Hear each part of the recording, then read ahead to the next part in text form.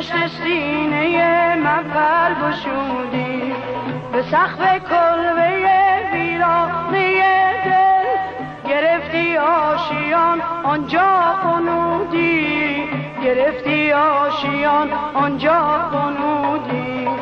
بگو ای غم سرایی جز دل من، چنین مخروبه آیا دیده بودی؟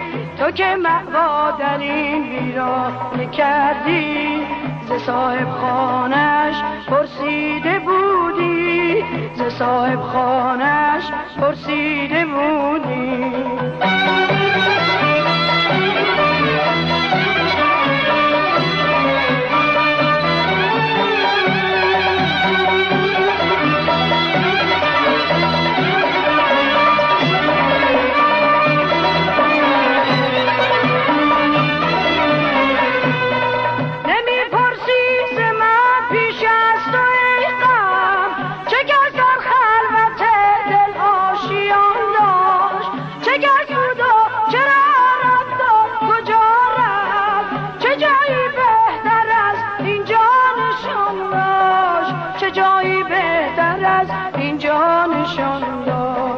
تو میدانی که آیا این دل من زمانی چون بهاری پرصفا بود، دلی سرمست از شوق محبت، دلی آکنده از مهر و وفا بود، دلی آکنده از مهر و وفا بود.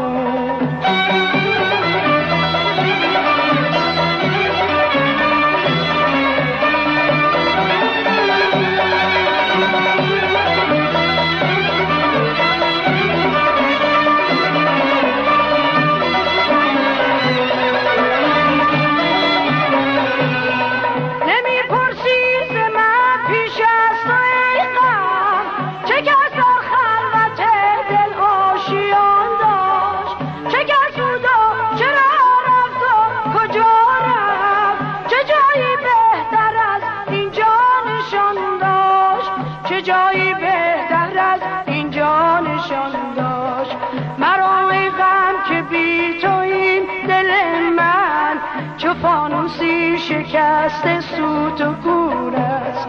مرا بی هم زبان مگذار مگذر، که با شادی رهم بس دور دور است، که با شادی رهم بس دور دور است.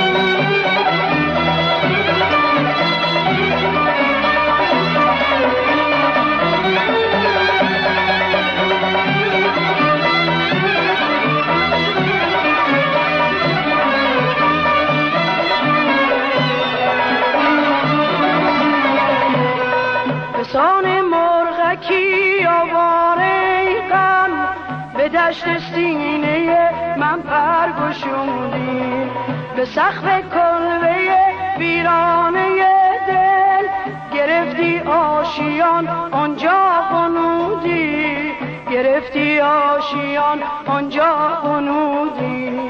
بگو ای غم سرایی جز دل من، چنین مخروبه آیا دیده بودی؟ تو که مأوا در این ویرانه کردی، ز صاحب خانش پرسیده بودی، ز صاحب خانش پرسیده بودی، ز صاحب خانش پرسیده بودی، ز صاحب خانش